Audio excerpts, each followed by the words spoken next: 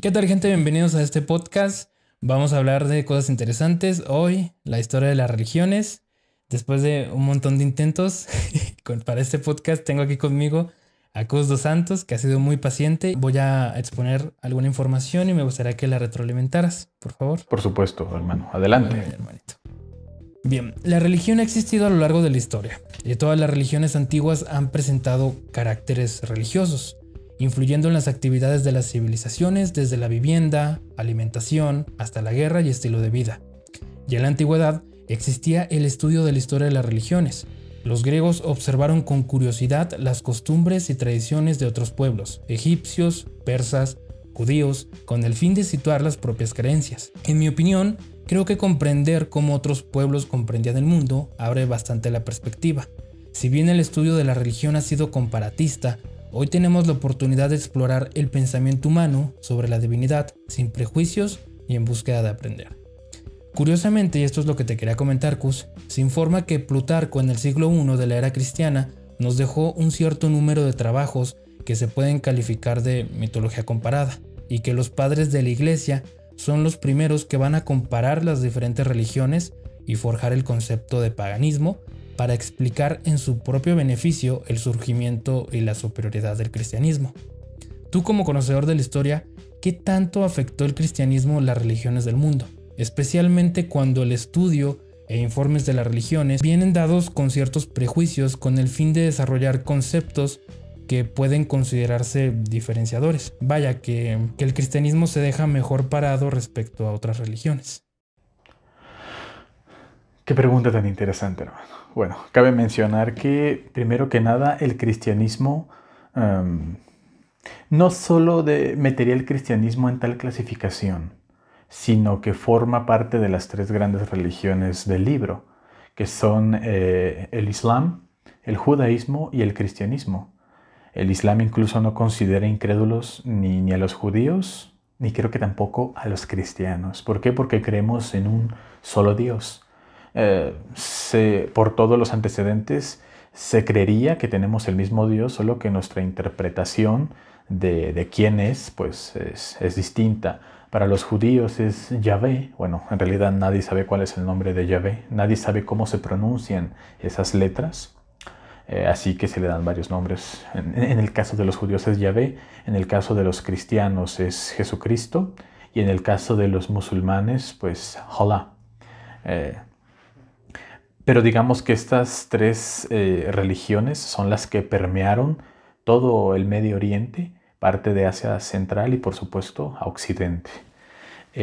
Bueno, el cristianismo carece de un elemento muy importante del que sí gozaban otras concepciones de la divinidad. Por ejemplo, para un indio del subcontinente indio, por supuesto, un hindú, llegaba otra persona de una región distinta hace 4000 años y le decía que él tenía cierta deidad y él lejos de reprocharle que su deidad era mejor, ¿no? Las juntaban. El número de dioses que existen en el panteón hindú es tremendamente grande. Son varios miles inclasificables. Incluso los Sikhs son el punto de unión entre el Islam y el hinduismo. Cabe mencionar también que otras religiones tenían la práctica del sincretismo como una muy normal. Pero, ¿cómo surge esto? El concepto de divinidad para un occidental, para una de las personas que sigue la religión del libro, es monolítico. Es monolítico y piramidal. Dios es un concepto que se relaciona con la omnipotencia, que se relaciona con un poder sobre todas las cosas y absolutamente nada puede transgredirlo. Para un celta, para un chino, para una persona de los pueblos originarios, sí, lo que nosotros llamaríamos dioses son seres con cierto poder, pero muchos de ellos incluso pueden morir. Son demasiado humanos, son corruptibles. Partiendo desde el concepto de divinidad, para ellos es tremendamente, no difuso, pero sí muy diferente de lo que concibe en occidental. Y es precisamente aquí donde la cultura judeocristiana asume que el concepto de la divinidad o de Dios tiene que ser exactamente igual para un indio, para un chino, cuando en realidad desde sus orígenes es muy distinto. Entonces, el cristianismo también peca. Estas religiones del libro tienen la idea de que existe una lucha entre el bien y el mal y solo un bando tiene que prevalecer. La otredad termina Es muy siendo... dualista, ¿no? Es muy dualista. Sí. Aunque nosotros hablemos de que el mundo occidental es superior, de que permite ver otras perspectivas, lo hace, pero también hay unas fuerzas muy, muy controvertidas que lo han permeado. ¿A qué me refiero? La guerra de los 30 años, la Inquisición por sí misma. No solo, bueno, la española está muy estigmatizada. La Inquisición como tal surgió para aplastar a los cátaros, a los albigenses en Francia. Pero bueno. ¿Por qué crees tú o a qué crees que se deba que estas tres religiones precisamente lograron tanto poder siendo tan opresoras de otras culturas? Opresoras, sí, de otras culturas. Fíjate que ahí esa es la gran diferencia entre, bueno, no diría que todas son como tal opresoras. Toda cultura o todo pueblo en la antigüedad siempre ha terminado segregando a quien es distinto a él. No importa. Y bueno, esto se puede extrapolar a cualquier parte del mundo. La cuestión es que el judaísmo como tal no se plantea como una religión universal. En cierta manera lo hace, pero solo hasta cierto punto en el que ya está muy avanzado, en el que ya está muy avanzada la historia del pueblo judío. Estamos hablando del libro de Esther, donde Ruth es una mujer del pueblo moabita, con el que los judíos no estaban interesados ni en mezclarse ni compartir su religión. Y esta Ruth termina convirtiéndose porque es una mujer piadosa y tiene el deseo de conocer a Dios. Antes de eso tenemos a los patriarcas y a los héroes de la fe, a Josué, tenemos a Moisés, donde literalmente se exterminan a pueblos no judíos, no creyentes en Yahvé. Justo sobre eso hay algo que te quería preguntar. Es evidente que a lo largo de la historia del ser humano pues se ha buscado diferenciar, ¿no? Por pueblo, por lengua, por religión, por piel. En este caso por religión, ¿verdad? Cuando estudiamos la historia de la religión, ¿qué tan seguros podemos estar de la neutralidad de los informes que leemos? Especialmente si, por ejemplo, como mencionábamos anteriormente en la información, si los padres de la iglesia en su momento intentan describir las culturas que consideraron paganas. Y así como mencionabas también, si muchos de esos pueblos desaparecían otros pueblos y describían cómo era su estilo de vida y pues de alguna manera juzgaban su estilo de vida basado en sus creencias, ¿qué tan seguros podemos estar de la neutralidad de esos informes? Podemos estar seguros de que ciertos hechos que se narran son verdad. Algunos pueden estar exagerados, algunos pueden ser mala prensa, mala fama, un intento de desestimación por parte de quien lo escribió. Depende mucho de qué escrito sea. Los antiguos celtas, hay bastantes variedades de pueblos célticos alrededor de la Europa occidental, practicaban el sacrificio humano, no de una manera, podría decirse dantesca o cruel, sino incluso era una bendición para el que era sacrificado. Bueno, se puede observar en la Biblia, ¿no? Que durante mucho tiempo criticaron esas prácticas, pero posteriormente hubo como un cierto sincretismo, ¿no? En su exilio en Babilonia, me parece. Claro.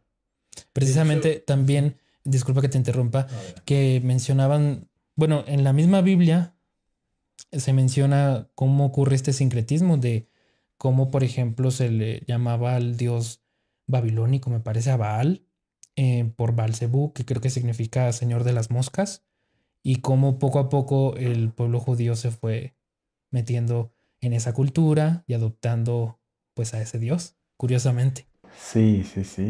Hubo bastantes tribus de Israel que terminaron adoptando tradiciones paganas y al final fueron asimilados por otros pueblos totalmente.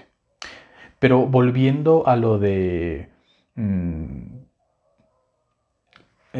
cuando dijiste que las religiones eran opresoras, es interesante, mira, porque el cristianismo, bueno, entonces los judíos se trata de un pueblo increíblemente celoso de su identidad y rara vez comparten con otros. Desde sus inicios, desde su génesis, tienen ese fuerte sentido de identidad judía. Sí la comparten, pero no pretenden que sea un mensaje universal. Mientras que el cristianismo y posteriormente el islam surgen con una gran diferencia. Pretenden ser universales, totalmente. Cuando el Jesucristo histórico finalmente deja esta tierra,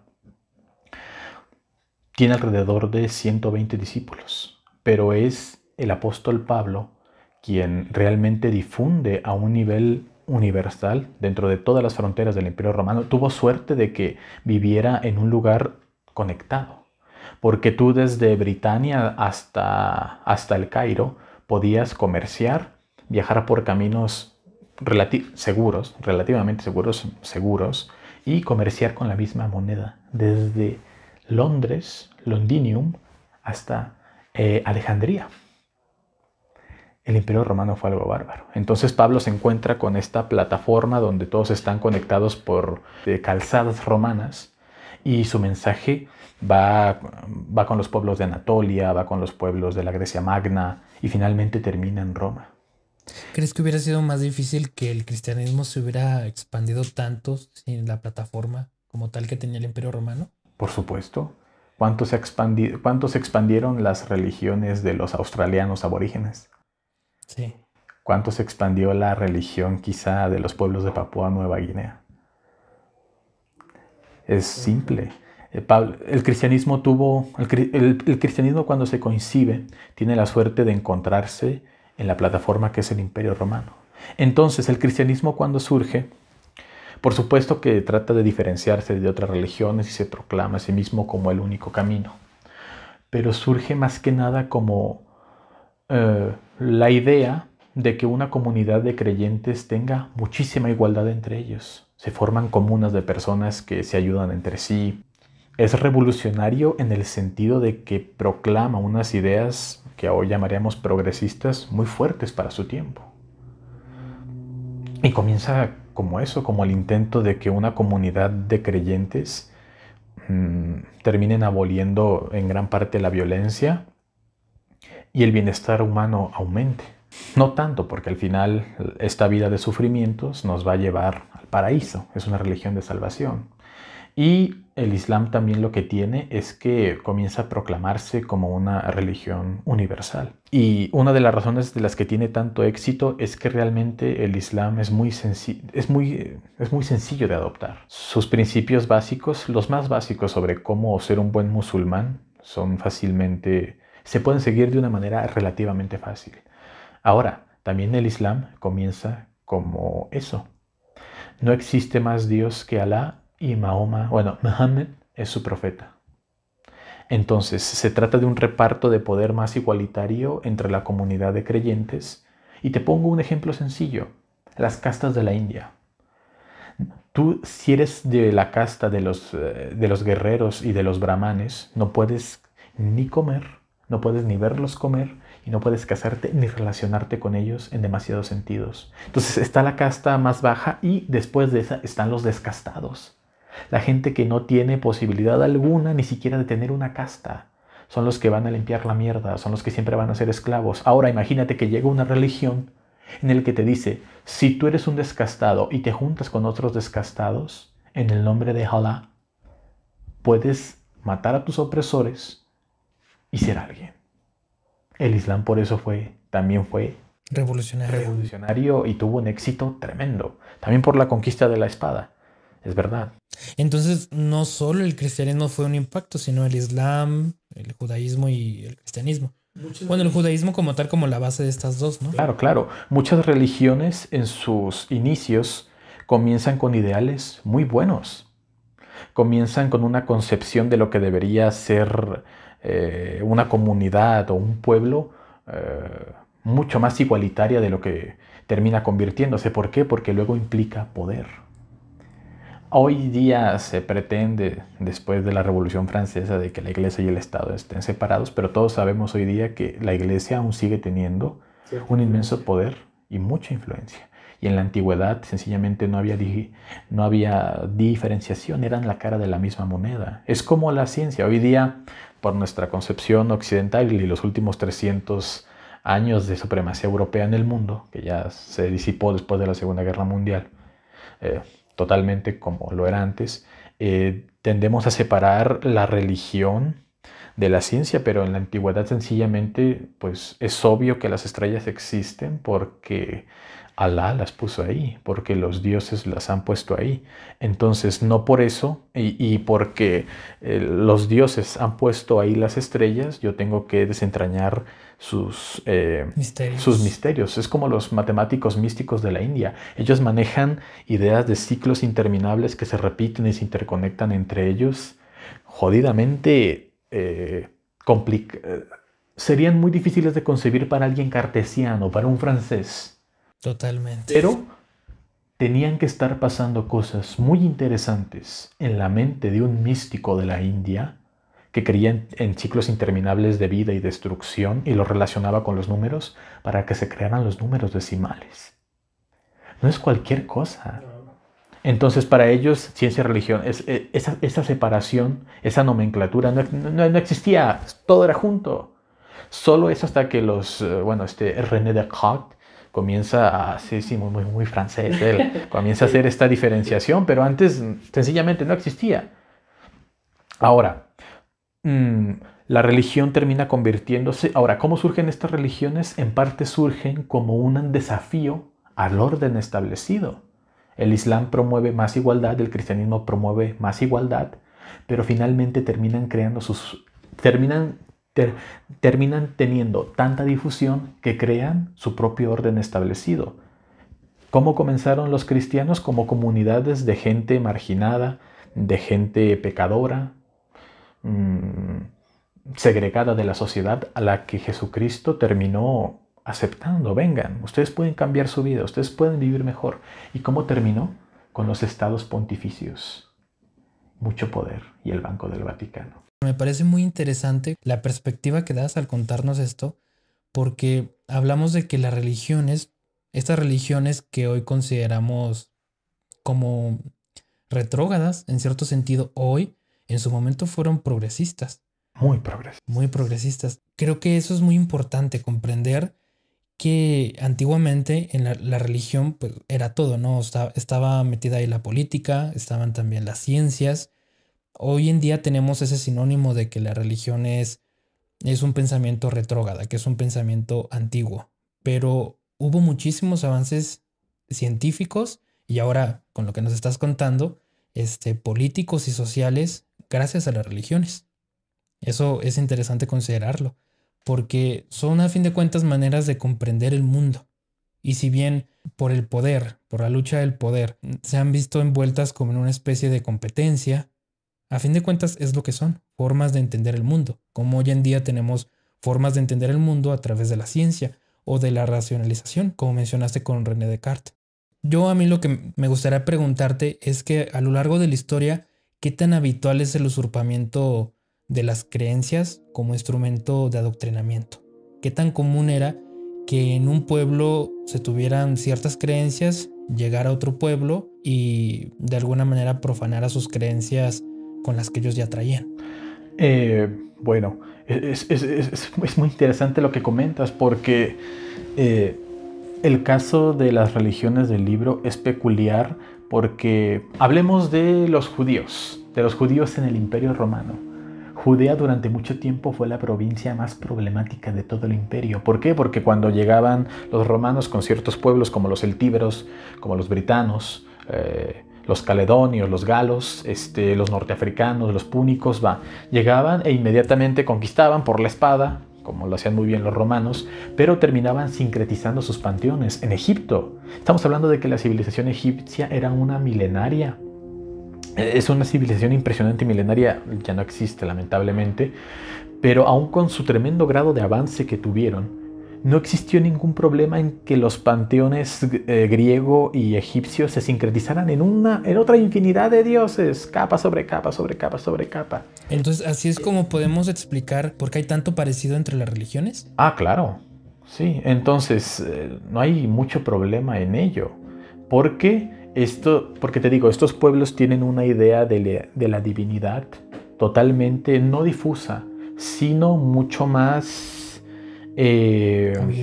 abierta que las religiones que provienen del judaísmo, que son el islam y el cristianismo. Entonces, ¿qué ocurre con los judíos?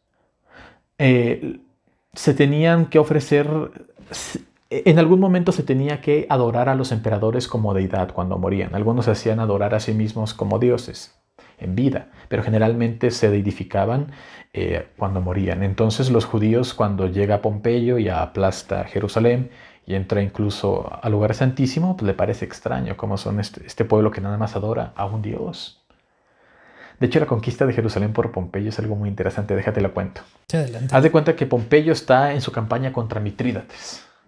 O sea, es un rey de Ponto, de Anatolia, lo que hoy es Turquía, y como va venciendo, y Pompeyo Magno el Grande es un grosso, es un zarpado, de repente ve que el reino macabeo de Judea está en guerra civil. Y cuando un pueblo está en guerra civil en la antigüedad, los romanos ya sabían que era una buena oportunidad para intervenir. Entonces llega, no recuerdo muy bien qué ocurre, apoyó a un hermano, pero al último lo traiciona y termina tomando Jerusalén, que era un hueso duro de roer.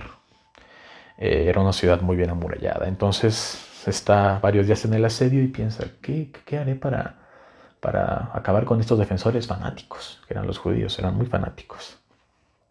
Entonces uno de sus asesores le dice... ¿Y si era un pueblo tan fuerte como se menciona en la Biblia? Han sido un ¿A comparación de otros pueblos? No me atrevería a hacer apreciaciones de otro tipo, pero culturalmente han sabido perpetuarse hasta ahora. Okay. Eso es impresionante. Es de los poquísimos pueblos que ha logrado hacerlo.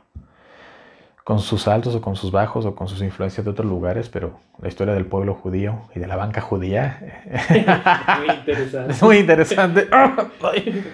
Bueno, entonces Pompeyo ve que estos judíos tienen unas creencias medio interesantes y un asesor de él le comenta, los judíos no pueden hacer nada en domingo, en Sabbat.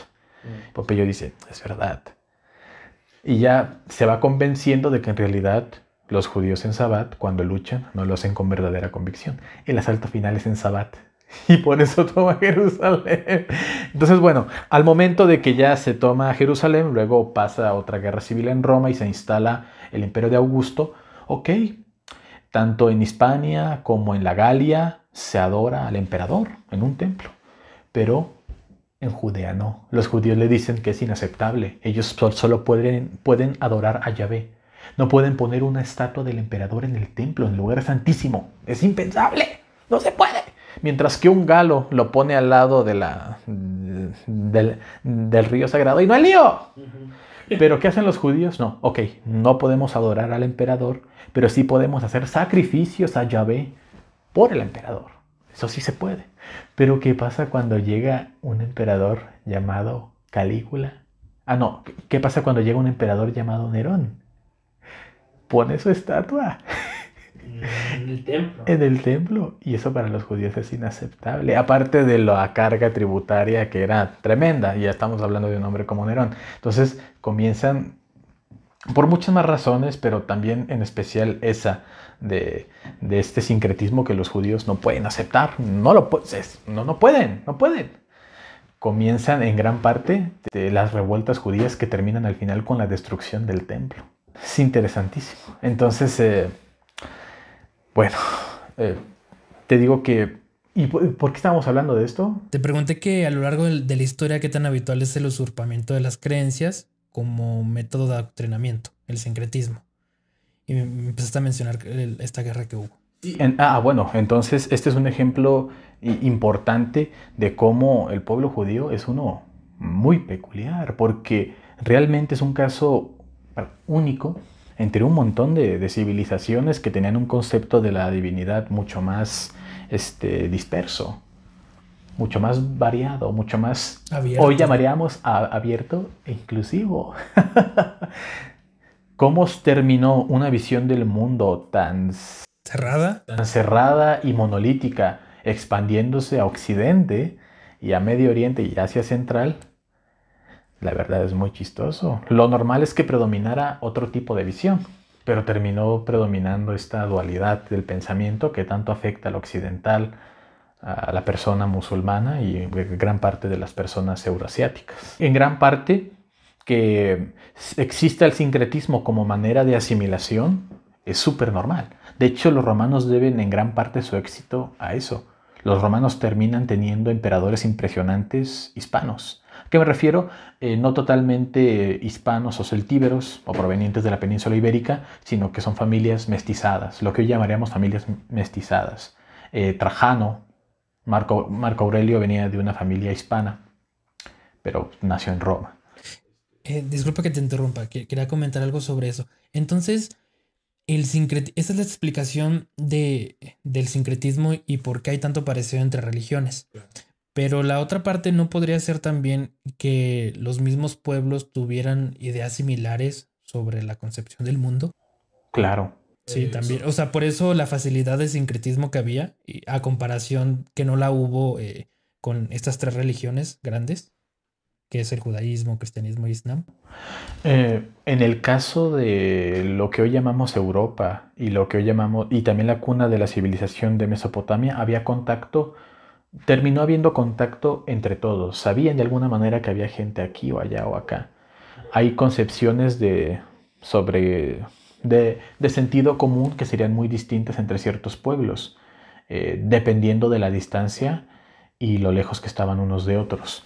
Por ejemplo, Sobre todo, disculpa, porque también si uno lee textos de aquí de Latinoamérica, como el Popol Vuh, cosas así, también tienen cierto parentesco con algunas de las religiones europeas o de Oriente. sí, claro, encontramos encontramos conclusiones muy similares que partieron de procesos muy distintos.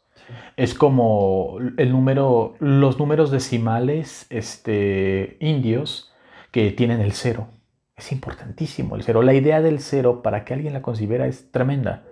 Y, si no me equivoco, la única otra civilización que logró tener la idea o la abstracción del cero fueron los mayas. Pero ellos no contaban de 10 en 10, sino de 5 en 5. Pero también crearon el cero. Tuvieron la idea del cero. Pero te digo, mientras más afinidad o más cercanía territorial haya, hay más intercambio. Más intercambio cultural. Más intercambio de ideas.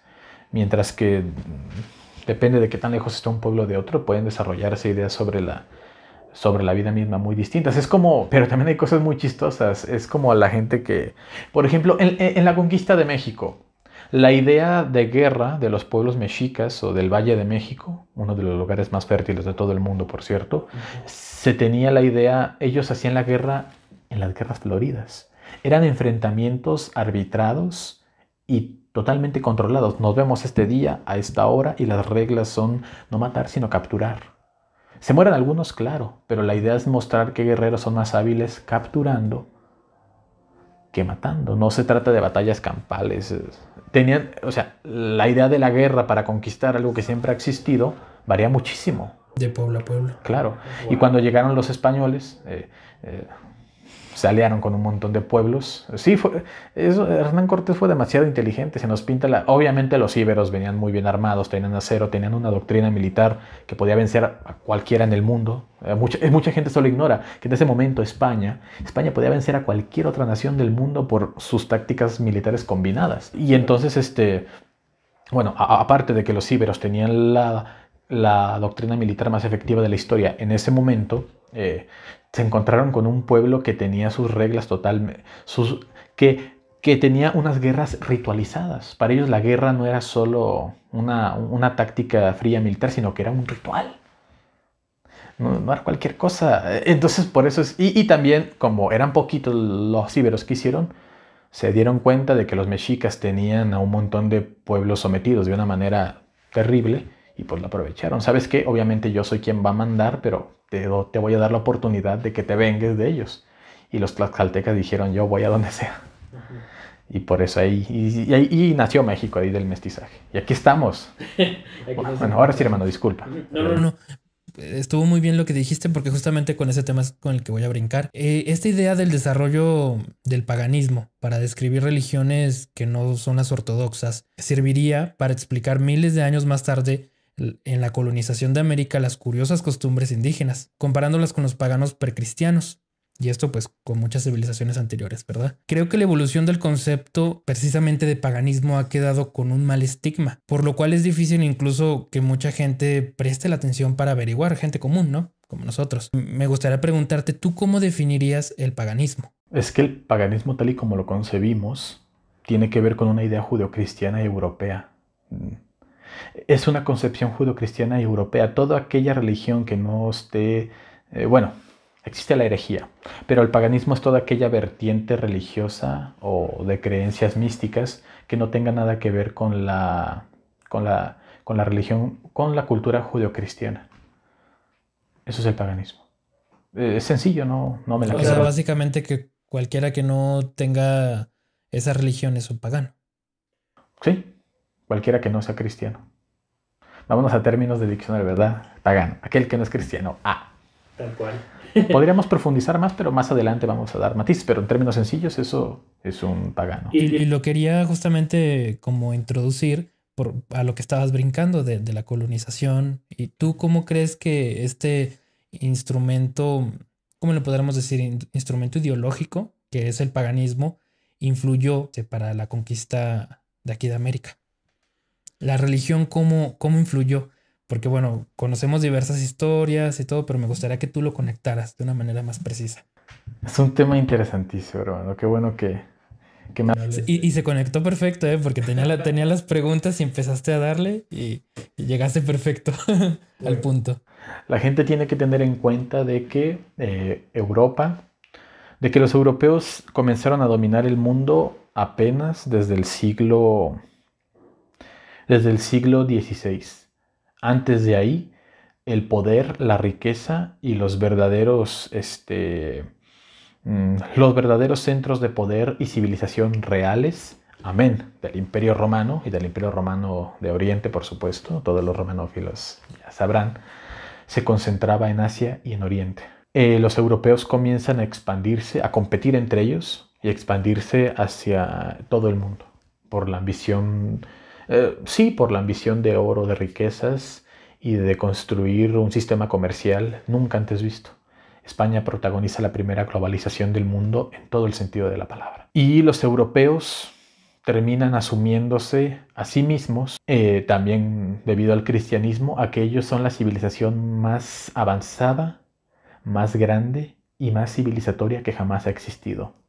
Ignorando, también en muchos sentidos, o poniendo un poco debajo de la mesa, que el papel viene de China, que la pólvora viene de India y de la China, que el estribo viene de Asia Central.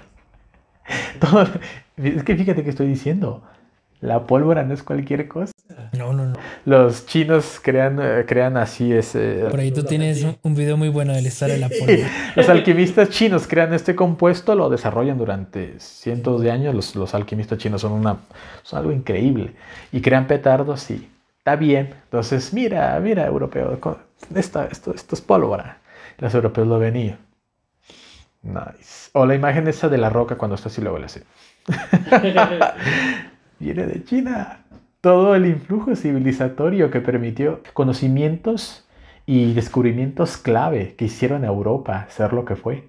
Vinieron de China y de Oriente. Los números decimales, el álgebra y el papel. Antes existía el pergamino. ¿Qué era el pergamino? La piel de un animal. Escribir una Biblia te costaba un rebaño entero. Era una fortuna. Imagínate una música china, construir el papel y llega a Europa a través de los abasís y de los omeyas. Y es la creación de la imprenta. Los chinos tuvieron la idea de la imprenta cientos de años antes. La cuestión es que no lo aplicaron porque se les hizo poco práctico, pero ellos tuvieron la idea de la imprenta primero. Es que los caracteres chinos son distintos porque son como 50,000 caracteres chinos y tener cada carácter para imprimir luego resulta algo muy tedioso, entonces, y los europeos tienen un alfabeto latino con pocas letras. Luego los eslavos tienen, gracias a la Santa Iglesia Ortodoxa de Nuestro Señor, el alfabeto cirílico. Cosas sencillas. Bueno, y todo eso lo tenemos gracias a los fenicios, el alfabeto. Bueno, pero entonces los europeos llegan a explorar el mundo asumiéndose a sí mismos, y luego se lo van creyendo, como la civilización más grande, más civilizatoria y la única que tiene un proyecto de civilización válido para los demás pueblos. A los demás pueblos se les tienen un desprecio tremendo, tremendo. Pero, ¿qué es lo que diferencia la dominación hispana de la anglosajona? No olvidemos que son europeos, pero son dos bloques distintos. La cuestión es que la sincretización hispana es precisamente eso. Asimila y sincretiza. Hubo atropellos y vicios que son indefendibles dentro de esta conquista, por supuesto, como en cualquier otra conquista. La cuestión es que los anglosajones en ningún sentido tienen la intención de integrar y de compartir su cultura con los pueblos nativos originarios. ¿No era el propósito? No era el propósito. La tradición anglosajona carece por completo de la idea de integración. El otra vez estaba viendo datos. ¿Sabes cuánto? Del 100%, solo hay un 3% de nativos estadounidenses en su territorio. En Australia la declararon tierra no habitada porque los aborígenes no eran humanos. Es en los zoológicos de los anglosajones, de los neozelandeses, de los australianos, de los ingleses, en los que en el siglo XIX se exhibía a gente nativa como animales, se los llevaba a los zoológicos. Mientras que en la tradición hispana, ¿qué hay? Matrimonios entre españoles y princesas indígenas desde un principio. Eso es algo muy interesante y cabe recalcar hacer esta diferenciación porque es que veamos, los íberos, finalmente lo que hoy conocemos como españoles, son un pueblo que siempre por su ubicación ha recibido un influjo tremendo de otras civilizaciones, romanos, norteafricanos, los árabes. Entonces el íbero de a pie, estoy hablando de la gente más común que te puedas imaginar, sabe que el árabe, el omeya, el bereber, el almohade, lo desprecia profundamente, pero sabe que ese otro no es un tonto. Incluso sabe que ese otro le ha llegado a ganar y lo ha llegado a dominar. Sabe que el otro es otro. Sabe que gente muy distinta, un cantábrico, un castellano, un asturiano que son rubios, que son blancos, son europeos, saben que un bereber, un árabe tostado, incluso un negro, puede llegar y dominarlo con sus tácticas militares porque es mejor que él en la guerra. Aunque lo odie completamente, sabe que el otro es otro y que el otro no es ningún tonto. Este tipo de influencia cultural y de conciencia va influenciando la mentalidad del íbero de a pie. Por eso es que el íbero de a pie, aunque desprecia al otro profundamente y le tenga un gran desprecio, sabe que el otro es otro. Y que si él no se pone las pilas y no es más inteligente que él, te puede bañar. Como se dice aquí en México, te puede bañar, carnal. Te puede ganar. Sí. Aunque desprecia al otro, termina sabiendo que el otro finalmente es otro, muy como él. Mientras que el anglosajón, proveniente de una isla, ¿a quién ha visto más que a los romanos? Solo a otros anglosajones o norteeuropeos. Gente que al final es muy similar a él. Entonces, el inglés no tiene oportunidad ni de ver a los romanos, ni de saber que existen muchos los romanos de Oriente, ni los árabes, ni tiene... A España llegó un flujo civilizador tremendo de la cultura árabe, llegó el papel, la destilación, llegó una literatura impresionante, llegaron un gran número de judíos, fue una civilización... Bueno, fue un intercambio cultural impresionante, mientras que a los ingleses solo les llegaban relatos. Les llegaban relatos y avances goteando. Entonces te peleas contra los daneses, te invaden los vikingos, te peleas contra los bretones, haces cruzadas, pero toda tu gente de a pie termina conociendo que los únicos que son como tú, que son otros, es gente físicamente muy similar a ti. no tienes la perspectiva histórica de conocer que gente muy distinta a ti es otro y te puede dominar. Entonces, estamos hablando de la gente de a pie, de los íberos de a pie. Los íberos de a pie llegan a América, estos ibéricos llegan a América. Ellos estaban acostumbrados a pelear en todo el mundo en ese tiempo, desde Europa Central hasta Italia, y llegan a América, ven a las nativas, ni modo, toca parearse. Pues eso, ¿no? Ni modo, toca parearse, por no decir otra palabra. Modo, activan el modo, ni modo, toca parearse. El hombre de a pie inglés, anglosajón, llega a Norteamérica, ve a las nativas y le da risa. No digo que no existieran matrimonios o una... Sí, hablamos en un general, ¿no? o un mestizaje moderado, pero estamos hablando, fíjate, del hombre de a pie. Venían íberos versados en ciertas, incluso creo que Hernán Cortés tuvo estudios universitarios en Salamanca, creo, no lo recuerdo muy bien, pero creo que sí tuvo, no terminó su carrera, pero sí tuvo parte de estudios universitarios. Sí venían gente ilustrada que podía tener un poquito de ideas más desarrolladas que otros, pero estamos hablando de los hombres de a pie. No solo tiene que ver con el cristianismo, sino que los íberos están mucho más acostumbrados a concebir a los otros, aunque los desprecie, como otros, por muy diferentes que sean de él, físicamente y en sus creencias, mientras que el anglosajón siempre ha estado rodeado de belicosos cristianos, matones, pero que son muy similares a él, ojos azules, ojos verdes, pelirrojos. ¿Y tú crees que el tipo de desarrollo de estas civilizaciones tiene que ver hoy en día con la religión que profesan? Porque el anglosajón está muy decantado por el cristianismo, ¿no? Claro. Ahí va lo interesante. ¿Cómo son las tradiciones religiosas hispanoamericanas? Son tremendamente coloridas, variadas y muy locales. Sí. En España, ¿a qué virgencita adoran? A la Virgen de Montserrat. En Argentina no sé qué virgen es, pero yo recuerdo haber visto al Papa Francisco cargando una virgencita blanca y de pelito castaño. ¡Como la quiero un argentino! En Brasil estaba cargando a una virgencita mulata. Tal y como dice Diana Uribe, gran Diana Uribe, estamos formados por diferentes capas. México se descansa sobre una vertiente indígena, pero la mayoritaria ahora mismo somos nosotros, los mestizos. Y como mestizos, ¿con qué nos sentimos identificados? Ahí está la creación totalmente, ahí tiene sentido totalmente la creación de la Virgen de Guadalupe, una morenita como nuestra madre. Generalmente tu padre en la conquista era un blanco, era un español, ¿y tu madre quién era? Una morenita. Entonces, la Virgen de Guadalupe, todos sabemos que es una sincretización del cristianismo con la diosa Tonantzin, del inmenso panteón mexica. No sé si exactamente mexica o de Zapopan, no lo sé exactamente, pero es una sincretización muy colorida. Entonces, la tradición del Día de Todos los Santos Difuntos, o sea, ese día existe en el cristianismo, el Día de Todos los Santos Difuntos, el 2 de noviembre.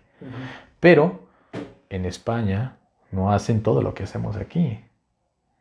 ¿A poco en España todo se pide? No. ¿De dónde viene esta tradición tan colorida y preciosa, que es el Día de Muertos tal y como lo conocemos en México? De una época precolombina. Pero fielmente seguimos la tradición del Día de Todos los Santos Difuntos. O sea, por supuesto que hay una supremacía del cristianismo sobre las antiguas creencias originarias. Pero al momento de querer integrar a un pueblo, ok, no te voy a quitar todo lo que tienes, solo le voy a hacer un remake, solo le voy a hacer unas modificaciones con mis propios elementos culturales. Por eso es que el cristianismo católico mexicano, el de Brasil, tiene características únicas hablando de cada región. Es algo maravilloso. ¿Quieres conocer cómo eran los celtas? Vete al cristianismo irlandés. Hoy día hay una reivindicación del paganismo y todo eso, de que no, los paganos no hacían nada. No. En realidad, todo lo que conocemos escrito del paganismo en su mayoría es por autores romanos que los describían con mucho desdén. Que era la visión que ellos tenían de los pueblos conquistados, de los paganos, en este caso de los norteeuropeos. Los describían con recelo y como bárbaros. De hecho, ser blanco y rubio era sinónimo de ser un salvaje. Un salvaje que vivía en cabañas miserables y no tenía ni idea de una civilización. O sea, nosotros mediterráneos somos unos zarpados que construimos esto. Mira estos, sí, son altos, rubios, pero mira cómo viven. Cabañas miserables, no tienen la idea de construir una ciudad, un acueducto, y no les importa. Entonces describen también su religión, sus creencias con mucho desdén. Pero el cristianismo que realmente, el cristianismo católico irlandés es muy distinto, aunque es cristianismo, es tremendamente distinto del que se forma en México. Claro que hay una supremacía de las ideas judeocristianas, occidentales y católicas. Pero, como base, tiene una sincretización, en mi opinión, preciosa de las ideas que existían antes. Y por eso yo creo que el neopaganismo está mucho más alejado de lo que era... ¿El paganismo? O sea, está mucho más cercano al cristianismo irlandés celta que el neopaganismo moderno, que es tremendamente hipócrita. Es tremendamente hipócrita. Porque el paganismo no le hace daño a nadie. Hay los vikingos saqueando monasterios de monjes indefensos. Sin piedad, los deshacían con hachas. Eran paganos, está bien, se entiende. Entonces el paganismo no era... El paganismo solo abstrae las ideas que se acomodan hoy día con la agenda de lo que debería ser el mundo, con cuestiones identitarias, de derechos humanos. Pero, así nosotros somos paganos porque creemos en la conexión con la naturaleza, pero no creen que si quieres riqueza vas y le quebras la cabeza a tu vecino con un hacha, como hacían los pueblos nórdicos. Eso no lo van a hacer, solo van a hacer lo bueno. Pero hay gente muy chota que de verdad piensa que la gente pagana era vegana, era no binaria. O sea, no digo que eso esté mal, pero joder, es que no eran así. No, hombre. Sí, es una concepción incompleta. Sí, es una concepción incompleta y muy chota de la realidad. Es que tú dices, es que eso por puro sentido común no lo es, pero hay gente que sí lo cree. Es como, ¿qué va a salir de las duras estepas de Mongolia? ¿Crees que Gengis Khan iba a ser un vegano, iba a ser un vegano reaccionario comunista? No, que iba a salir un hombre como Gengis Khan, un señor de las estepas que iba a acabar con sus enemigos. Y los iba a aplastar y los iba a decapitar a todos. Eso sale de las estepas. No puede salir otra cosa. ¿Qué va a salir de los fríos climas de Escandinavia donde casi no hay comida y la gente tiene que viajar y comerciar para poder vivir y robarle al otro siempre que pueda? Van a salir guerreros como los malditos vikingos. Este sincretismo, esta manera hispana, ibérica, de concebir la dominación sobre otros pueblos, se basa tremendamente en la... más allá de esta leyenda negra muy absurda de que hubo un genocidio, ¿no? O sea, estos son... bueno, no me meto en esto. Que hubo una disminución dramática de la población indígena en muchos lugares, claro. De que, ¿sabes cuándo hubo especialmente genocidios? En el siglo XIX. Nunca le preguntes a un hombre su salario, nunca le preguntes a una mujer su edad y nunca le preguntes a un argentino qué le pasó a los pueblos originarios del desierto. Sí, incluso... En México, en el siglo XIX, fue cuando se llevaron a cabo guerras terribles, como la guerra de castas. No digo que el sistema íbero hubiera sido perfecto, pero existían leyes que protegían tremendamente a los pueblos originarios. ¿Incluso en aquellas épocas? Sí. Por supuesto que había abusos y muchos de los grandes frailes que vinieron aquí a evangelizar denunciaron parte de estos abusos que existían, porque ellos seguían de una manera muy misericordiosa, sí, tratando de convertir, por supuesto, pero también defendiendo de los maltratos que claramente recibían ciertos pueblos por parte de los conquistadores. Pero bueno, en México, en el siglo XIX, es cuando casi se acaba por completo con los yaquis de Sonora. Fue un del que casi no se habla. Casi no se habla. Y mucho más reciente, más reciente, no es el tiempo que la misma colonización. Se exterminaron a los comanches y a los apaches de aquí de México. Se empujaron hacia Estados Unidos. Ahora, bueno, entonces, ¿por qué no hay por qué los pueblos originarios y lo mismo para Canadá? Nunca le preguntes a un canadiense qué le pasó a los pueblos originarios de Canadá, a los pueblos nativos originarios. Nunca se lo preguntes. Entonces, esta tradición anglosajona que se perpetúa hasta hace muy poco, o sea, hasta los años 60 y 70 la segregación racial existía en los Estados Unidos. Ya no se podían esclavizar a la gente, afrodescendiente, pero no tenían los mismos derechos que un blanco en los años 60. No nos vayamos muy lejos. No sé si supiste la noticia hace poco de que en Canadá, bueno, creo que desenterraron muchísimos de niños en una iglesia, cercano a una iglesia que precisamente eh, era como una escuela donde enseñaban a los indígenas, a los nativos, perdón, de por allá, y los adoctrinaban en cuanto a la religión, pero que hubo muchísimo abuso. Y fue algo reciente. Los anglosajones con sus películas y sus nuevas políticas de redención que quieren llevar esto hasta las últimas consecuencias de una manera muy absurda, es muy absurda. Es que ellos tienen es que hoy día ellos han visto lo que han hecho sus ancestros y joder, qué barbaridad hemos hecho. O sea, ¿cómo? O sea, Estados Unidos, México no estaba vacío. Y se nota, somos un pueblo mestizo. Los mexicanos mestizos es como yo, somos los mexicanos Han, los mexicanos que somos mayoría, es como los chinos Han en China. No, nosotros somos los mexicanos Han. Pero en Estados Unidos, ¿cómo es posible que del 100% solo haya un 3% de pueblos originarios? Disminuidos totalmente. Disminuidos totalmente. O sea, los anglosajones, la gente de tradición anglosajona moderna ha visto qué han hecho sus antepasados y joder, ¿qué hemos hecho? Por eso es que hoy día tratan de reivindicar de manera La verdad, yo creo que son muy acomplejado y tratan de exaltar a lo más posible a la gente de otras pertenecientes a otras etnias, a otras, como los llaman ellos, razas. Pues de una manera muy forzada, que no se siente incluso ni siquiera natural. No se siente orgánico. O sea, ser blanco está mal, joder, eso es algo complicado. Ese otro extremo. Ay, Dios, bueno. Eso es un tema delicado. Pero es interesante porque fíjate cómo todos estos temas nos llevan al presente de hoy. Me gustó mucho la frase que mencionaste, que no sé de quién la citaste, que mencionas que estamos hechos de capas. Sí. Diana Uribe. Me parece totalmente una frase muy acertada. Te quería preguntar, para darle conclusión a esto, ¿por qué es necesario cuestionar las creencias? Yo te voy a compartir mi opinión y me gustaría que tú me dieras la tuya. Yo creo que crecer con una religión definida te dota de ciertos valores, pero también te cierra la mente. Aunque quizás los conflictos entre pueblos hayan quedado atrás, aparentemente, en cuanto a religión, hoy los prejuicios son las paredes que dividen el pensamiento. Seguimos teniendo concepciones entre, justamente como mencionabas también, lo bueno y lo malo, entre lo que es de Dios y lo que es del diablo.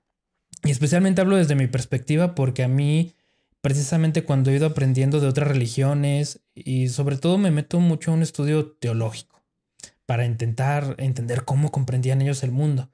Y me encuentro con muchas barreras precisamente por la religión con la que crecí.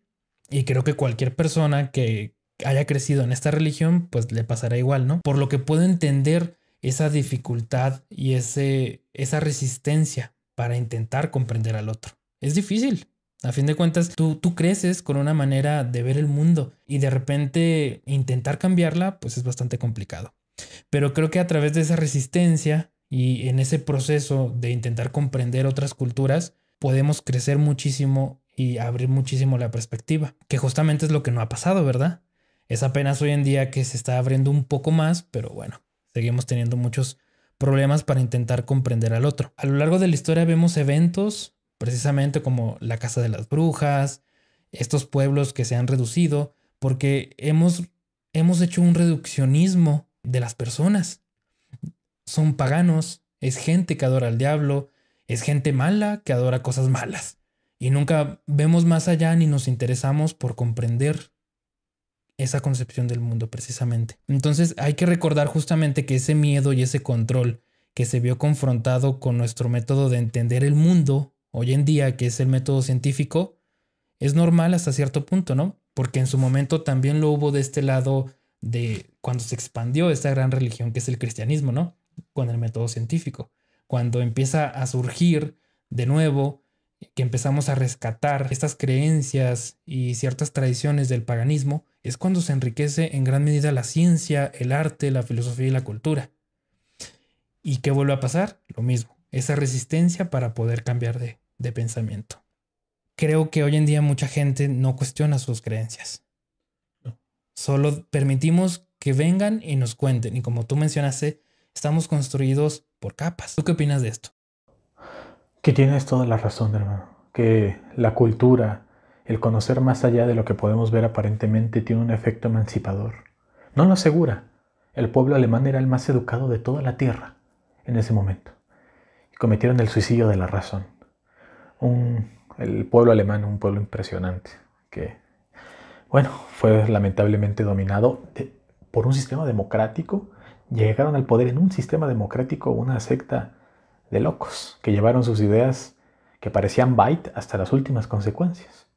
Hay muchos matices, hermano, en el mundo que también tenemos que ver. La gente dice que el fundamentalismo religioso es porque siempre ha sido así. No. Voy a poner ejemplos muy rápidos. Por ejemplo, hoy día como la región de Medio Oriente adolece totalmente por el fundamentalismo religioso. Pero, por ejemplo, Irak es un caos. Ahí nació o se desarrolló en gran manera el Estado Islámico, ISIS, iraquíes. Pero yo he estudiado muy a fondo la guerra irano-iraquí. Irak e Irán estuvieron en guerra 8 años en los 80, desde el 80 al 88. Y tú lees las cartas de los iraníes.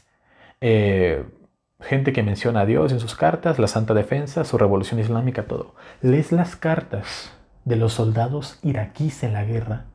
Un soldado británico, estadounidense y ruso en la Primera Guerra Mundial menciona más veces a Dios que un soldado iraquí en los 80s. Lees las cartas de los soldados iraquíes del régimen de Saddam en los 80s y son tíos majísimos. Son tíos que piensan a qué hotel van a ir, qué van a hacer cuando regresen a casa, no quieren estar en la guerra y no mencionan a Dios a veces ni en una carta, ni una sola vez. Son los tipos que menos mencionan a Dios en sus malditas cartas. Eran tipos laiquísimos como cualquier otro, majos, que no les importa, o sea, que les importaba la religión tanto a ti como a mí. ¿Cómo pasamos de tener cartas de soldados totalmente laicos, que son tipos como cualquier otro, a tener al Estado Islámico? El mundo es hipercomplejo. Si el mundo fuera tan sencillo como que, no, pues el Islam es malo porque sí, huevo, no. Sí, como definir entre bien y mal, ¿no? Sí. ¿Cómo es posible que, y te digo, he leído bastantísimas cartas de muchos soldados baasistas? Ninguno de ellos, muy pocos mencionan una vez la palabra Dios en sus cartas. Y te digo que alegoría se trata de por Dios. Juro por Dios que esto me dio miedo. Hacen lecturas de sus acontecimientos y de sus vidas como cualquier otro hombre de su tiempo. Incluso como un occidental. No te sientes. Un soldado ruso, británico y americano en la Primera Guerra Mundial menciona muchas veces más veces a Dios en su discurso que un soldado basista iraquí. Y tan solo 40 años después tenemos al Estado Islámico. El fundamentalismo religioso más hardcore y del más dañino que hemos visto en Irak. ¿Cómo surge esto? Porque el mundo es hipercomplejo. No puedes ser determinista y reduccionista, asumir que es por el Islam y por eso. No, hay muchos más factores que tienen que ver. Por ejemplo, otro ejemplo de fundamentalismo religioso, los menonitas, los amish y los anabaptistas. En términos estrictos, estas comunidades de gente ultra pacífica, no, porque luego va a venir un pelotudo y va a decir, no, yo sé de un caso que pasó ahí. Obvio que pasan cosas en todos los lugares, pero todos sabemos que los anabaptistas, que terminaron convirtiéndose, que terminaron convirtiéndose en amish, en menonitas, son gente estrictamente fundamentalista. Son fundamentalistas religiosos ultra pacíficos. Son gente trabajadora, son gente ultra pacífica que quiere abolir la guerra y las armas. Es gente que vive en tu comunidad y cuando te anda jodiendo, no, se les respeta, aquí se les respeta muchísimo, porque es gente trabajadora y muy honesta. Pero ya dicen que eso es muy rico. Sí, pero son estrictamente fundamentalistas. Tenlo presente, ellos son fundamentalistas religiosos. Es un tipo de fundamentalismo religioso que se dista totalmente de lo que vemos en Medio Oriente. Es que es lo que decías, el mundo está hecho de matices. Es hiper complejo. No podemos ser reduccionistas y leer toda una parte, tomar una fracción de la realidad y de ahí hacer una lectura. Pero es lo que mucha gente hace. Y es lo que solemos hacer. Es lo que solemos hacer porque creemos que hemos llegado, estamos en la época de la posverdad, solo porque el sistema occidental está en decadencia y no ha logrado resolver problemas que ya deberían estar resueltos supuestamente, no quiere decir que este sea el límite. Ahorita estamos ante la decadencia de lo que Occidente no ha podido llegar a ser, de lo que se creía que podía llegar a ser. Es como Occidente se asumía a sí mismo como un ente, como un ente homogéneo que iba a ir hasta el avance y el progreso infinito. Y tenemos el suicidio de la razón en la Primera y en la Segunda Guerra Mundial. No hemos podido resolver el problema de la desigualdad en muchas sociedades. Estamos volviendo a un tipo de regresión donde los hombres fuertes cada vez se hacen más fuertes. La democracia se está volviendo obsoleta en muchísimos lugares. Estamos teniendo una estupidización de la sociedad que cree que no está para nada estupidizada. Creen... Que lo mencionábamos justamente, ¿no? Que me preguntabas sobre el esoterismo y estas cosas que yo te dije. Es que yo creo que hoy en día pecamos mucho de juzgar la antigüedad como estúpida.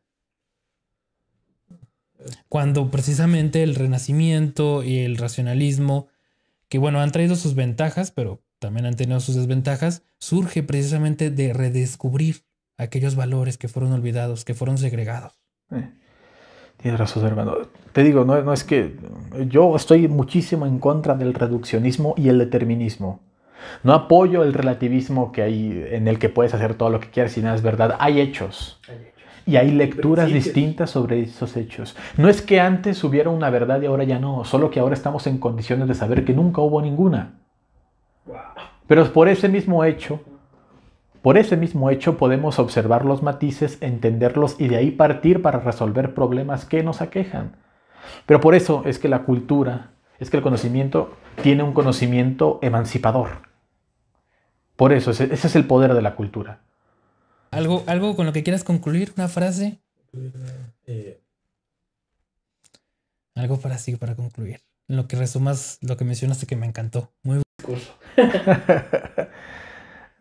No lo sé, hermano. Creo que... Es complicado, ¿no? El mundo es complicado. El mundo es complicado. Creo que esa es la frase con la que nos podemos despedir. El mundo es complicado. No hay que conformarse con lo que sabemos de primera mano, especialmente con lo que nos cuentan. Hay que buscar nuevas fuentes, aprender, buscar sobre todo cómo comprendían otros hombres, otros pueblos, el mundo, para poder enriquecer nuestro pensamiento. Un gustazo, hermano, tenerte aquí. Por favor, like, suscripción y pues apoyar los canales. Un saludo para todos. Muchísimas gracias por escucharnos.